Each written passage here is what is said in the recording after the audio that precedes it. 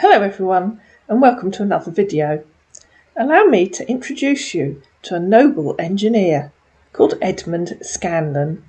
Merriam-Webster's dictionary defines noble as possessing outstanding qualities, of high birth or exalted rank, possessing very high or excellent qualities or properties, grand or impressive, especially in appearance, possessing, characterized by, or arising from superiority of mind or character, or of ideals or morals, or, number 6, chemically inert or inactive, especially towards oxygen. Inactive and inert, remember that one. Edmund introduced himself to Seraphina. "Hello there," he said. "Nice meeting you here. Please, where are you from?" "Hi," she said, "I'm from Glastonbury. It's a small town in Somerset in England. Where are you from?" Our man had a story to tell, and he was going to tell it, regardless of any conversation that the person that he was talking to might want to have. "I'm from the city of Turin in Italy," he said, "but I reside in San Antonio, Texas, USA. Have you been to the United States before now?" "No," said Seraphina.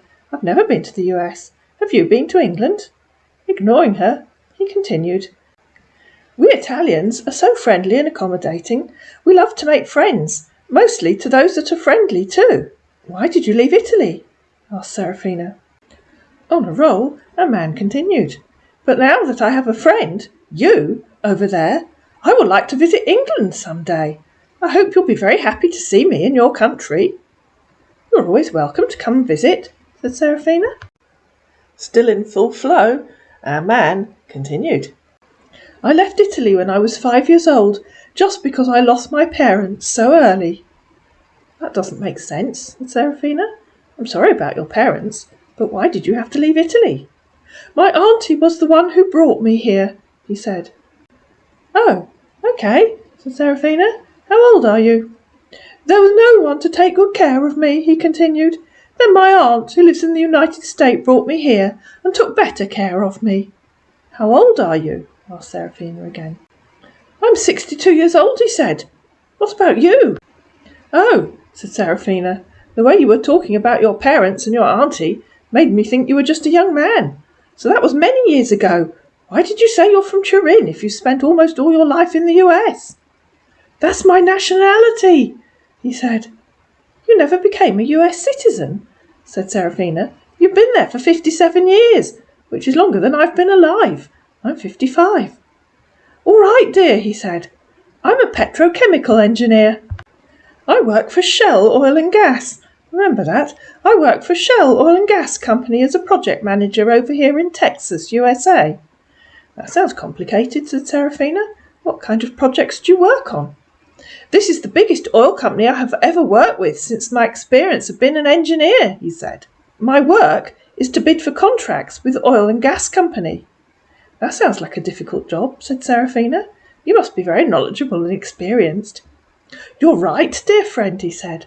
"What about you? What is your job?" "I'm a spiritual lady," said Seraphina. "I work with people to help bring peace and harmony to their lives." "Wow," said our man. "That sounds great. Can you please tell me more about your job?" If the mature person that you're allegedly talking to online keeps saying "wow" or "all right, dear," there's a fairly high chance that you're talking to a scammer.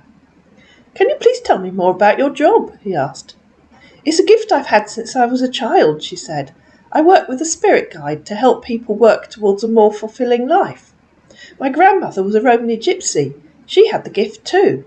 I inherited it from her." "All right, dear," he said. "Do you have Hangouts?"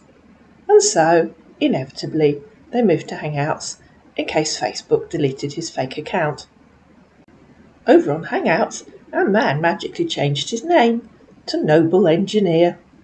"I prefer we talk here," he said. "I'm not often in Facebook." "Okay," said Seraphina. "I don't mind where we talk." "I'm so happy to have you here," he said. "What are you doing now?" he asked, grabbing the scammer handbook. Seraphina was in a facetious mood. "I'm running round the garden screaming," she said. "What are you doing?" The scammer handbook doesn't seem to provide a set of answers, sensible or otherwise, So our man just continued working his way down. "Chatting with you," he said, stealing my usual line. "What's the time over there now?" "8 p.m, said Seraphina. "It's late over there now. Altogether, ladies and gentlemen. Have you eaten dinner yet?" "No, I haven't," said Seraphina. "Have you?" "Why," he said, "you must be feeling hungry now, dear friend. Why don't you get something to eat?" "I had tea and cake with a friend this afternoon," said Seraphina. "But yes, I might go and get something to eat now you mention it." "What do you want to eat for dinner?" he asked. "I've just taken a portion of lentil casserole out of the freezer," she said. "What are you going to eat?" "I'm still at work now," he said. "I don't really know what I'm eating for dinner now." "Oh, okay," said Seraphina. "Do you like coffee?" he asked. "Coffee?" said Seraphina. "Why? Do you have a special one you want to send me?" "I prefer drinking coffee every morning before going to work," he said. "How was your day?" Gosh, you've got to admire this guy's stunning conversational skills. "Okay, if you say so," said Seraphina. I'm not sure how that was relevant to what we were talking about. "It's been an awful day. The cat died this morning. My friend had a screaming fit while she was here, and now I'm having to eat 2-year-old lentil stew. How was your day?" said Seraphina, obviously still in the facetious mood. Sticking to his script, our man continued. "Today's work was very stressful for me. That's why I decided to have some rest." "Oh dear, I'm sorry," said Seraphina. "Why?" To which our man replied, "Are you married or single?" "I'm single," said Seraphina. "You haven't told me why your day was stressful." "My work is stressful, you job, because we deal with oil and gas," he said, trying to impress someone. "Why is that stressful?" asked Seraphina. "We're always in the sea, 24/7, he said, and it's a very risky job. But now I'm currently working on dry land." "In the sea?" said Seraphina. "You told me you bid for contracts. Why'd you do that in the sea? Don't the contract papers get wet?" Seraphina was obviously still in a facetious mood. Having no idea what Seraphina had just said, probably not even having read it, our man continued. "Yeah, I'm currently working at dry land. My last project was working on the contract awarded to me by the Eni Spa Oil and Gas Company, headquarters in Rome, Italy. That was the biggest oil company I've ever worked with since my experience of being an engineer." "You've confused me now," said Seraphina.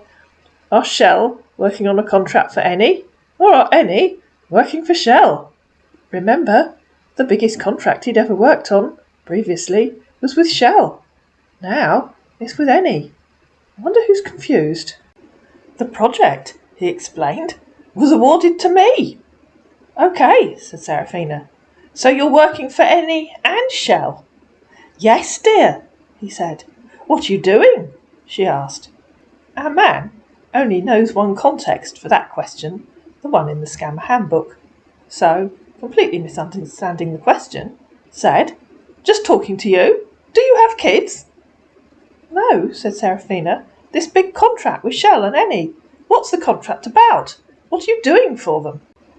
"I am in charge of all responsibilities of the machinery to carry out the maintenance, inspections and repairs of the mechanical equipment and systems on board the rig, as at the period of the contract," he explained, helpfully. "Oh, okay," said Seraphina. "Sounds like a very responsible job. How long is your contract for?" "Depending on how big or small the project is," he said.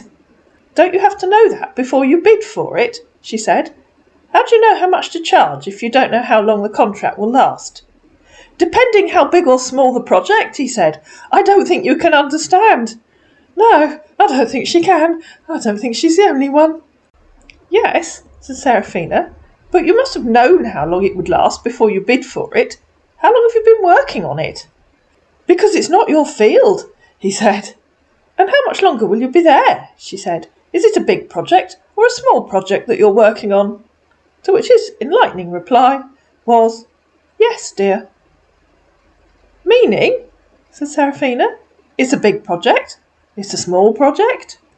"I don't understand," said our engineer, who bids for projects. "I don't really know how to explain this to you." You don't understand whether the project you're working on is a big project or a small project, said Seraphina. How long have you been working on your current project? Right now, I'm not having any project, he said. And remember what he said half an hour earlier. Today's work was very stressful for me. That's why I decided to have some rest. But fast forward half an hour, and suddenly he's not on a project. Oh, said Seraphina, you finished while we were chatting? It was 2 months, he said. And you finished today? She asked. I'll be going home soon, he said. But you told me you were in Texas working on this project, she said. Are you bidding on more contracts now? Please, he said. You're misunderstanding me. I find it incredibly easy to misunderstand someone who has apparently no idea what they're talking about. Which bit didn't I understand? Asked Seraphina. I work for Shell Oil and Gas Company, he said. That's what I told you. Yes, it's one of the stories you told her, mate. Yes, you said that, said Seraphina. And any spa. But you've just said you don't have a contract, so I thought you'd finished. That was my last project, at Italy, he said. The one you were working on an hour or so ago, when you told me you'd had a stressful day. Please, let's forget about that, because I don't know how to explain, he said, tying himself up in knots. You don't know how to explain that your work today was stressful, asked Seraphina, or you don't know how to explain that you now don't have any work. Try telling me something else. How old are you? Do you have a family? I'm going for a shower, she said. 62 years, he said. I told you before. And as an aside, ladies and gentlemen, would you employ this 62-year-old experienced engineer to bid for a contract for your oil and gas company? I'm sorry, said Seraphina. Yes, you did. Do you have a family? I'm a widow, without children, he said. I'm sorry about your wife, said Seraphina. My wife was involved in a car accident, he said, turning the page in the Scammer Handbook to Ways to Get Rid of Your Wife. Thank you for your concern, he said. I'm grateful. Every new dawn brings us closer to bright and colourful future. Life hasn't very easy for me this past years, but I have lived with the hope of finding love and happiness some day. My late wife was so good to me and a blessing to my life. Her thoughts has always lingered on my mind, which has made me live alone all these years. But now I'm ready to move on. What happened to your husband? I never had a husband, said Seraphina. I had a partner, but we split up 3 years ago. Where are you right now? At home, in Texas? Yes, dear, he said. OK, said Seraphina. Will you bid for another contract now that you've finished the one you were working on? So, he said, tell me, do you mind if we exchange pics? I don't know yet. Please send me your picture. And so Seraphina sent him the only picture that she has, the one that she uses on Facebook. I've seen this before on your profile, he said. Yes, said Seraphina.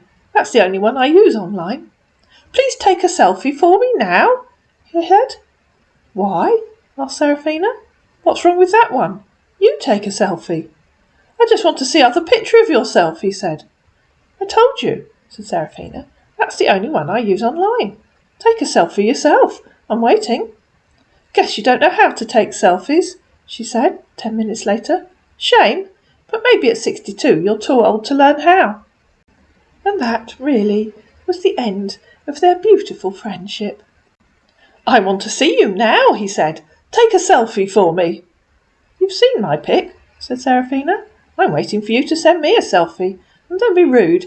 I've told you quite clearly that is the only photo I send to people I don't know online. I think you're just an idiot and a time waster, aren't you? In the middle of the night, UK time, our man came back. What do you mean? He asked pathetically. Exactly what I said, said Seraphina. Which part don't you understand? You called me an idiot, he said. The 2 things I've discovered that scammers really hate are being called an idiot, which they are, and a coward, which they usually are. You are an idiot, said Seraphina. You can't decide who you work for. You can't decide how long your contract is. You can't decide if you're working or not. You don't like the photo I sent you, and you won't send me a photo of yourself. You called and refused to speak. That was right back at the beginning on Facebook. To which our lovely man replied, The best thing you could do is to look at yourself in the mirror and go judge yourself. You do not even know me, so you do not have the right to judge me one bit. Remember that.